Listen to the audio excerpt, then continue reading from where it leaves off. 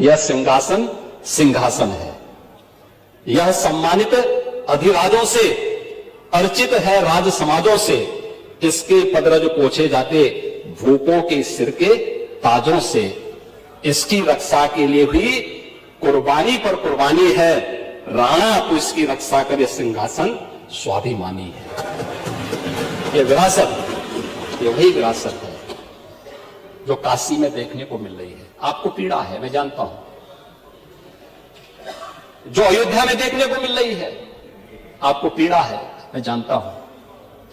जो मां विंध्यवासिनी धाम में देखने को मिल रही है, आपको इससे भी पीड़ा होगी। जो चित्रकूट में देखने को मिल रहा है, आपको इससे भी पीड़ा होगी। क्योंकि ये मथुरा वृंदावन की भी चर्चा नहीं करेंगे, क्योंकि ये तो पहले 16 में ही बोल चुके थे कि हम लोग दुर्योधन का स्मारक बनाएंगे।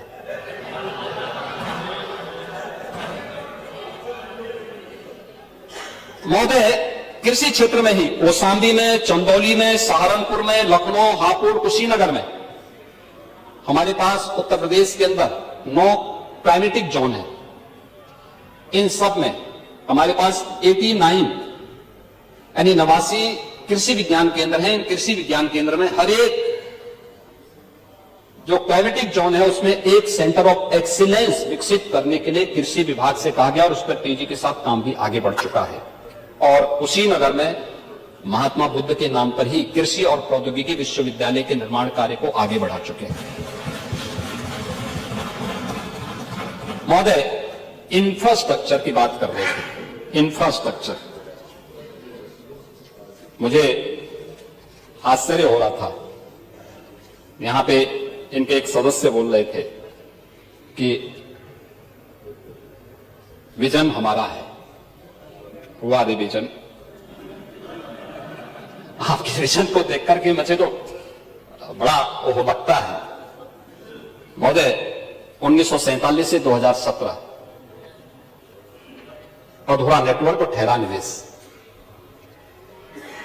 2 यानी 1.5 एक्सप्रेसवे, 2 भी नहीं थे। और नेशनल हाईवे की जो नेटवर्किंग थी वह भी 12,000 से कम थी। 2 एयरपोर्ट पूरी तरह क्रियाशील थे, 2 आंशिक। औद्योगिक दृष्टि से कनेक्टिविटी की, इसके विस्तार की कोई भी नीति नहीं थी। और 2017 से 25 के बीच जल की भी, थल की भी और नभ की भी बेहतरीन कनेक्टिविटी। आज आप देख सकते हैं प्रदेश के अंदर हम लोग 22 एक्सप्रेस वे पे काम कर रहे हैं। आपके जो सज्जन बोल रहे थे कि सबसे बड़ा एक्सप्रेसवे देश का गंगा एक्सप्रेसवे बनने जा रहा है। गंगा एक्सप्रेस मेरठ से प्रयागराज के बीच। और वे सदस्य मेरठ से ही आते हैं। उनको मेरठ की विरासत पर भी, भारत माता के महान सपूत, महान क्रांतिकारी धन सिंह कोतवाल की विरासत पर भी गौरव की अनुभूति नहीं, उन पर भी गौरव की अनुभूति नहीं करते। उसी मेरठ को 12 लेन के एक्सप्रेसवे के साथ इस डबल इंजन की सरकार ने जोड़ा। नहीं तो मेरठ से दिल्ली की दूरी आपने 4 घंटे की हुई थी, आज 45 मिनट में इस दूरी को आप पूरा कर सकते हैं। रैपिड रेल, देश की पहली रैपिड रेल, दिल्ली से मेरठ के बीच दूरी 40 मिनट। पहला स्पोर्ट्स यूनिवर्सिटी यूपी का मेरठ में मेजर ध्यानचंद के नाम पे। उनको ये सब नजर नहीं आ रहा है, ये सब नजर नहीं आ रहा है।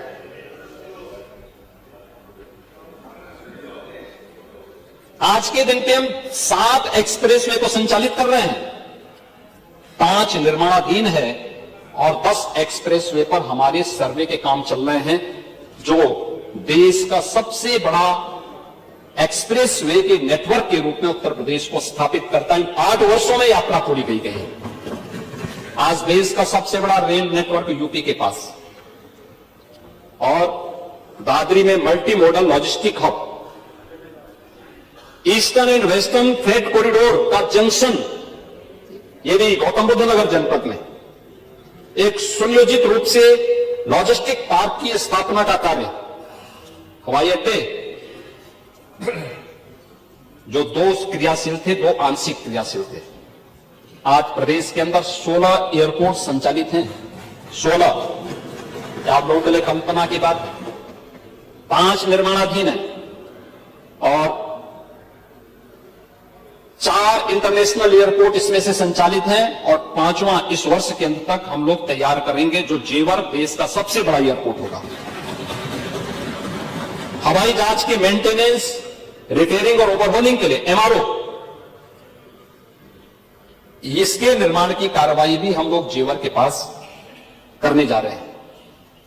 इंफ्रास्ट्रक्चर में यह सुधार न केवल हमारी लॉजिस्टिक की लागत को कम करता है, बल्कि निवेश और रोजगार के नए अवसर भी उत्तर प्रदेश के लिए प्रदान करता है। औद्योगिक विकास, 1947 से 2017 बदहाल कानून व्यवस्था, स्वाभाविक रूप से जब व्यक्ति ही सुरक्षित नहीं तो पूंजी क्या सुरक्षित होगी। किसी भी निवेशक की को प्लान करने या उसकी रुचि को बढ़ाता है। औद्योगिक विकास नीति की शून्यता, पिक एंड चूज था, कोई पॉलिसी नहीं, पॉलिटिकल विल पावर की कमी थी, कोई राजनीतिक इच्छा शक्ति नहीं थी और दूरदर्शी निर्णयों के कारण सार्वजनिक क्षेत्र की इकाइयों में तालाबंदी, कानपुर